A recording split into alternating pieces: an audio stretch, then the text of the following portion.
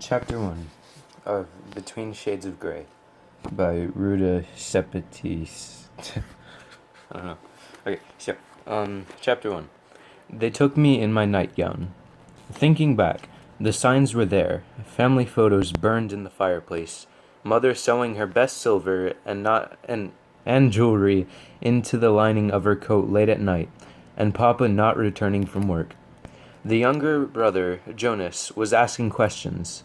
I asked questions too, but perhaps I refused to acknowledge the signs.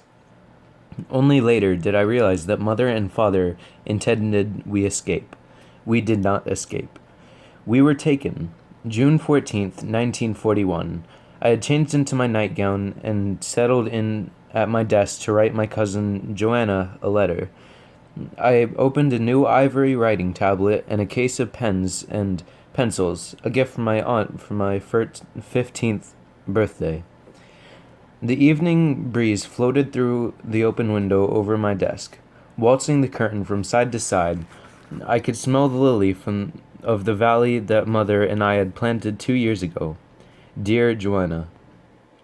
It wasn't a knocking, it was an urgent booming that made me jump in my chair. Fists pounded on our front door. No one stirred inside the house. I left my desk and peered out into the hallway. My mother stood flat against the wall, facing our framed map of Lithuania, her eyes closed and her face pulled with an anxiety I had never seen.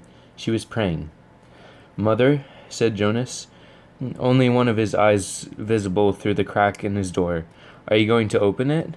It sounds as if they might break it down."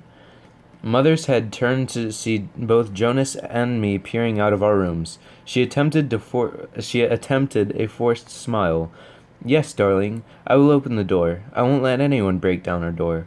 The heels of her shoes echoed down the wooden floor of the hallway, and her long, thin skirt swayed about her ankles. Mother was elegant and beautiful, stunning in fact, with an unusually wide smile that lit up everything around her. I was fortunate to have mother's honey-colored hair and her bright blue eyes. Jonas had her smile. Loud voices thundered from the foyer. "NKVD," whispered Jonas, growing pale. "Tadas said they took his neighbors away in a truck. They're arresting people." "No, not here," I replied. "The Soviet secret police had no business at our house."